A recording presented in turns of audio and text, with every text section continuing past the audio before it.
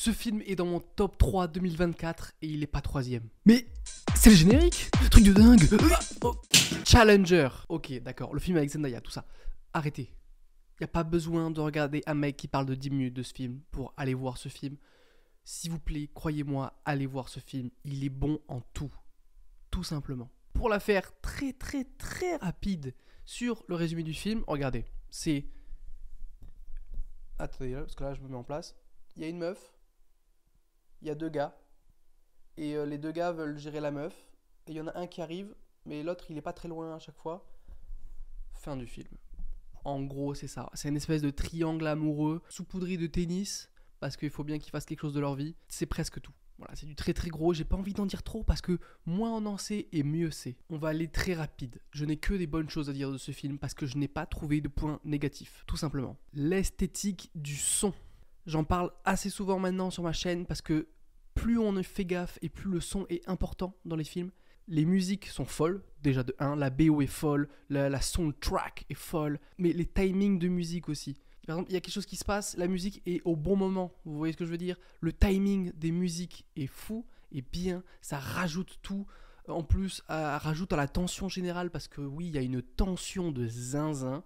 À la fin, à la toute fin, genre dans la dernière scène, dans la dernière séquence, mon cœur, je l'ai senti battre de fou. Genre, je sentais qu'il avait chaud et qu'il battait. Je savais pas ce qui allait arriver. J'avais envie de savoir et j'étais pris dans le film. Et cette tension, cette espèce de. Du coup, mon cœur qui bat follement, j'ai envie de dire.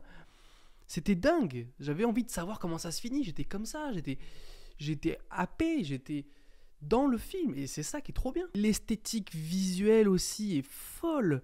L'esthétique générale du film. Donc, il y a une espèce de. C'est beau en fait, c'est très beau, c'est très très beau, les plans sont très très beaux, la manière de filmer est folle, la réal en général est dingue, il y a plein d'idées de mise en scène qui sont trop cool, de plans, de comment dire, par exemple, des fois il y a des plans sous le terrain de tennis, du coup on les voit, c'est intelligent, il y a des plans où je crois que c'est dans la balance où la caméra et la balle, c'est intelligent, où il y a plein de plans comme ça pour...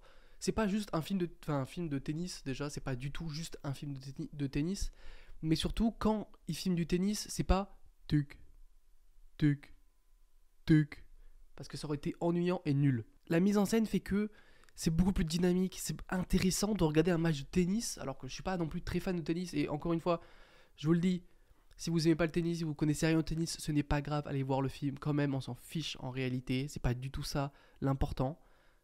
Même si ça a une grosse importance. Mais ouais, la façon de filmer, il y a tellement de... Les gros plans sont dingues, les plans un peu plus larges sont dingues aussi. Enfin, c'est vraiment trop beau en fait. Le film est vraiment beau visuellement, plus un son de dingue, donc déjà, pas mal. Le rapport au tennis, parce que c'est quand même un peu central. Les 3 font du tennis, c'est dans le monde du tennis si vous voulez.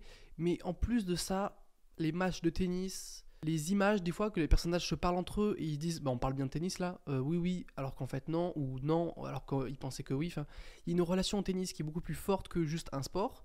Déjà parce que ils sont un peu pros, c'est leur passion ou pas, enfin, ça leur permet de manger, etc. Mais surtout, il y a quelque chose du dialogue dans un match de tennis, surtout celui de la fin et en même temps du début, et enfin bref, on va en reparler de ça un peu plus tard, où c'est un dialogue entre les 2 personnages en fait.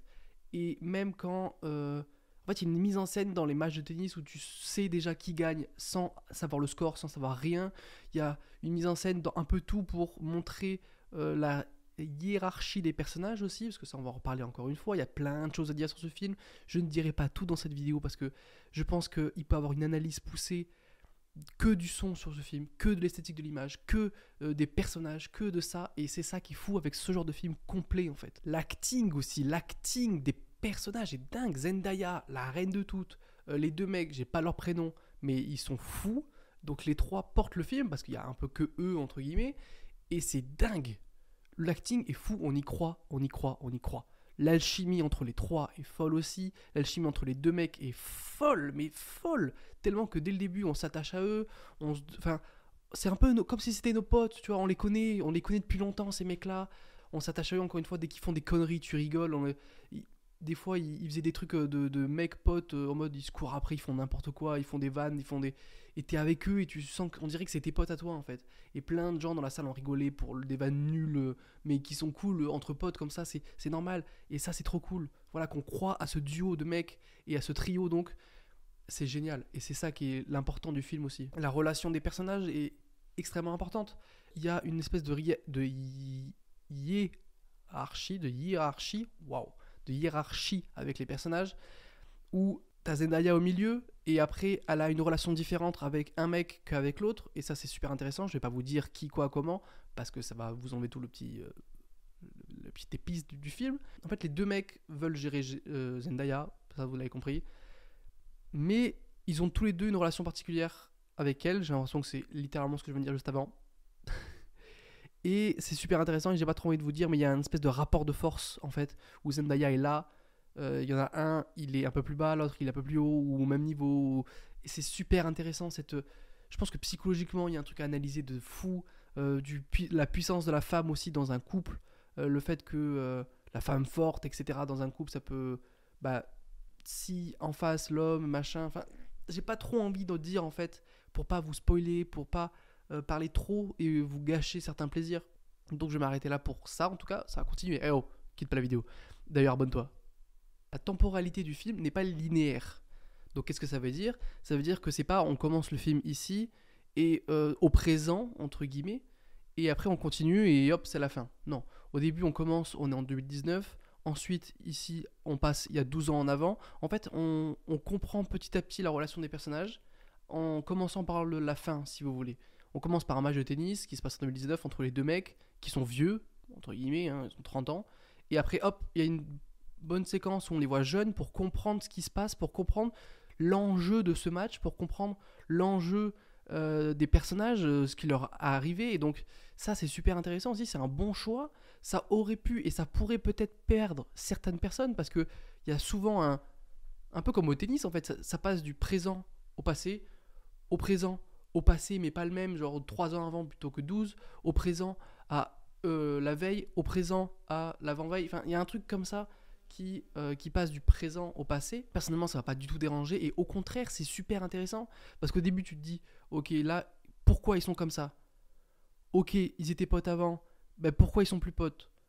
Ok, et en fait, tu comprends petit à petit et je pense que ça amène beaucoup de tension et c'est ça qui marche aussi dans la tension finale du film que je vous parlais plus tôt, c'est ça monte petit à petit, donc ça monte crescendo la tension, ça monte crescendo les informations que tu as et c'est dingue en fait parce que quand tu arrives à la fin, tu as tout en poche, tu sais tout et tu sais tellement tout que tu dis il va faire ça, bim, il le fait, il va faire ça, il le fait, ok, pourquoi il fait ça, ok, et c'est super intéressant et rien que vous en parler là, j'ai des frissons.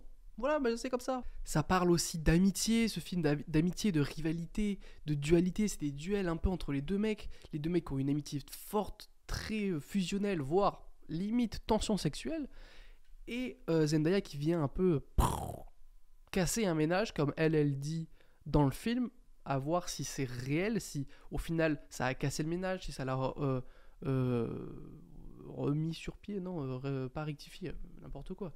Solidifié, voilà, j'avais pas le mot. À voir. Moi, je vous conseille vraiment ce film. C'est littéralement, je pense, peut-être mon film préféré 2024.